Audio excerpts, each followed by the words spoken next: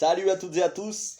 Aujourd'hui on se retrouve pour un film que j'ai manqué au mois de décembre. Je voulais le voir absolument dès sa sortie sur Netflix. J'ai pas eu le temps, je viens de me rattraper et je me suis pris une claque.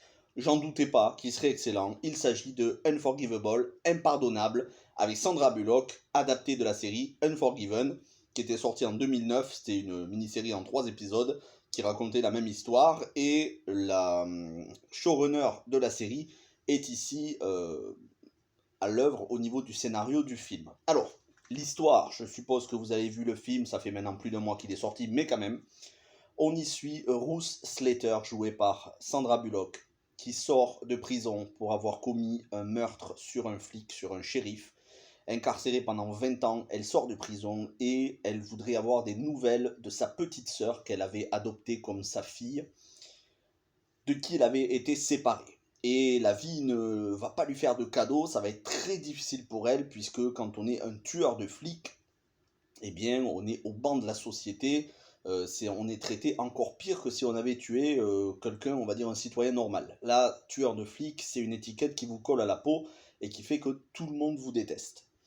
Alors la question qui se pose, la question morale qui va habiter tout le long du film, c'est peut-on être pardonné pour un crime aussi grave, même après avoir purgé une peine de prison, même après avoir payé sa dette à la société au niveau de la justice? Et c'est une question morale qui va faire réfléchir le spectateur. Je vous donnerai mon avis, mais c'est une question qui fait réfléchir le spectateur jusqu'à la révélation finale, dont je ne vous parlerai pas puisque c'est une critique sans aucun spoilers, même si le film est sorti maintenant il y a plus d'un mois. Je vais m'attarder juste sur la réalisation. La réalisation, c'est une femme dont j'ai oublié le nom, il me semble que c'est Nora quelque chose, une Allemande, qui a réalisé un film avant ça qui n'était pas trop connu, qui s'appelait Benny, mais voilà, c'est vraiment ses débuts en matière de réalisation, et déjà, elle effectue un travail formidable. Elle maîtrise sa caméra, elle maîtrise ses plans, ses scènes, la colorimétrie. Alors il y a un très bon boulot qui est fait sur la couleur, c'est assez grisâtre, c'est terne, limite monochrome, mais ça colle bien à l'ambiance poisseuse et désespérée du film, de l'histoire. Mais voilà, la réalisation est vraiment de très très bon niveau, très solide. Même si non, il n'y a pas non plus une réalisation, on va dire, avec des idées de mise en scène grandiose, c'est pas le but. Le but, c'est de faire quelque chose de solide, qui cadre bien les visages, qui permette de bien voir la détresse sur le visage des gens. Et on a une interprétation qui est parfaite, tout simplement. Faut-il s'en étonner? Sandra Bullock est une actrice formidable, des meilleures actrices d'Hollywood, qui est oscarisée, qui nous a livré tellement de grands films et de grandes interprétations, que ce soit badass, que ce soit sexy, glamour ou parfois tragique et puissante. Et ici, elle nous livre une interprétation qui est dramatique. Une femme dont on sent le poids des 20 ans qu'elle a passé en prison, dont on sent le poids du remords, de la culpabilité, mais aussi la dureté de la société envers elle. Donc je vous dirai dans un instant ce que je pense de cet aspect-là, parce qu'il y a quand même une réflexion à se faire pour la vraie vie, hein. C'est évidemment pas juste un film. Comme tout ce genre de film, c'est fait pour nous réfléchir à nous en tant que spectateurs, à ce que l'on ferait dans la vraie vie, comment on considérerait ces gens-là, quelle serait notre réaction, notre façon de les regarder, notre façon de les juger ou pas. Sandra Bullock est exceptionnelle, elle m'a ému, elle est poignante, vraiment. Alors, j'ai pas versé de larmes, mais voilà, c'était très poignant, ça prenait aux tripes. Au-delà de Sandra Bullock, on a tout un casting qui est formidable, de John Bernthal qui fait euh, un collègue de travail, puisque c'est difficile pour les taulards qui sortent de trouver un boulot, donc elle fait un boulot assez ingrat dans une poissonnerie la nuit, et puis dans des boulots de menuiserie le jour, parce qu'elle a des capacités, elle sait beaucoup travailler et faire du bon boulot. Et elle rencontre John Bernthal, qui est un collègue de travail qui ignore tout d'elle. Il ignore que c'est une reprise de justice, et il ignore pour quel crime elle avait été incarcérée. Donc lui, il va être attentionné, il va être quelqu'un vraiment de très prévenant avec elle, très bienveillant. Après, il réagit d'une certaine manière quand il apprend la vérité sur elle. Ça, je vous laisse découvrir le film. Il y a des scènes vraiment très poignantes.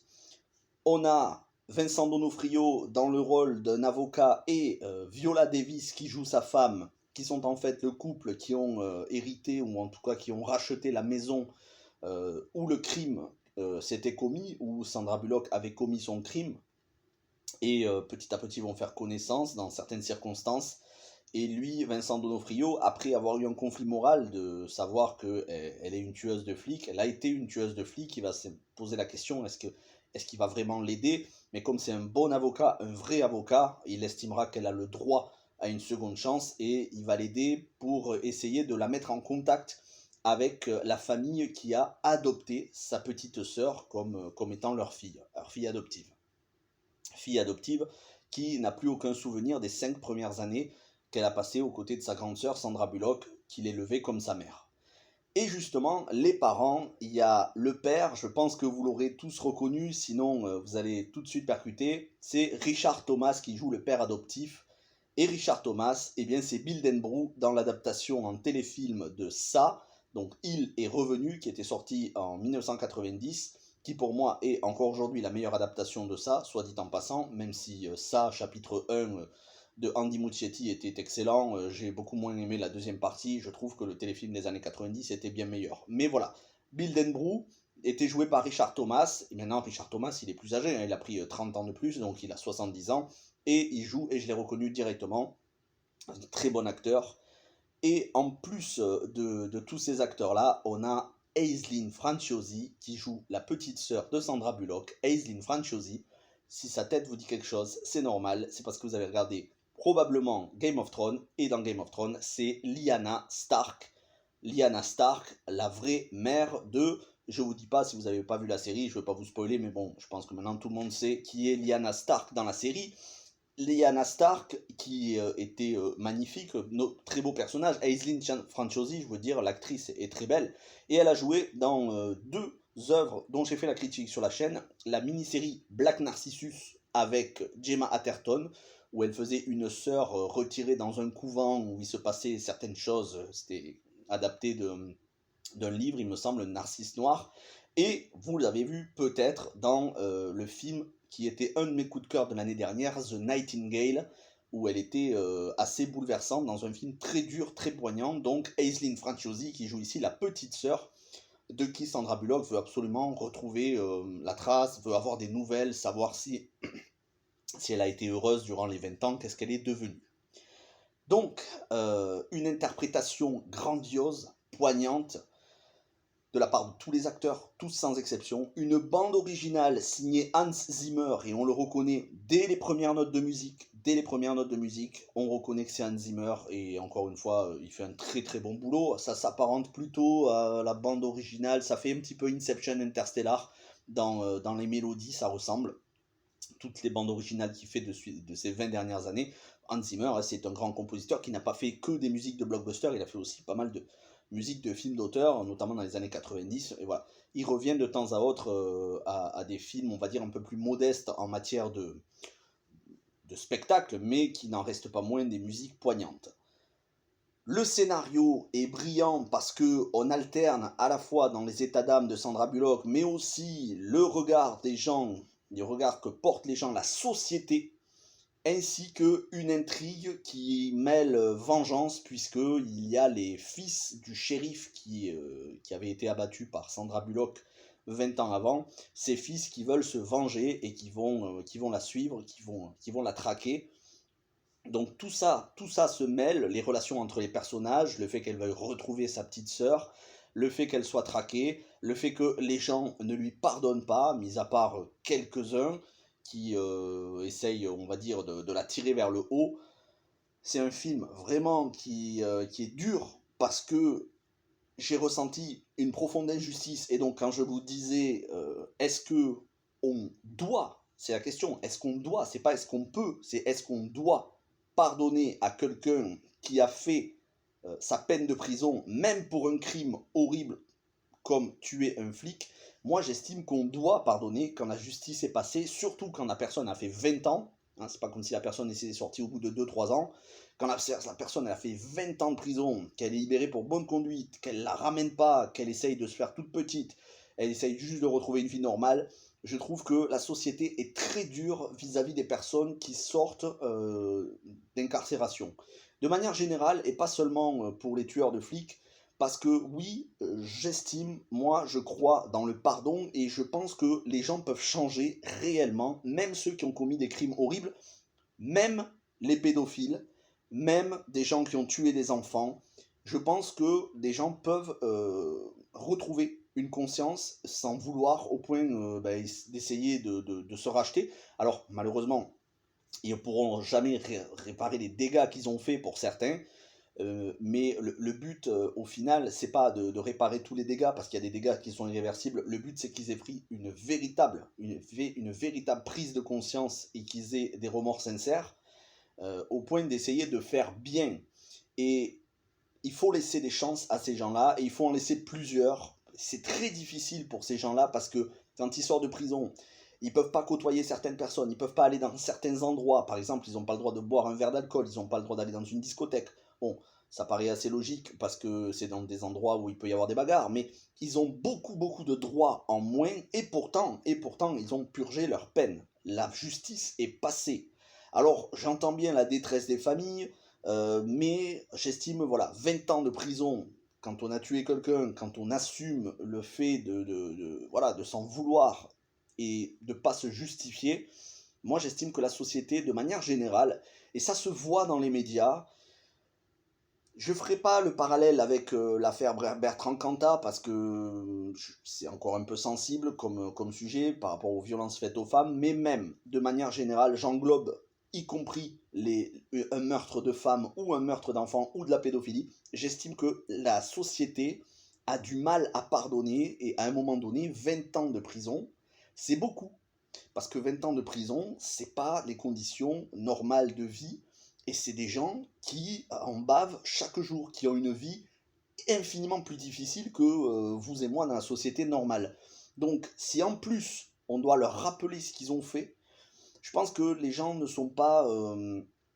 Faut pas réduire les gens aux crimes qu'ils ont commis, surtout quand ils ont purgé leur peine.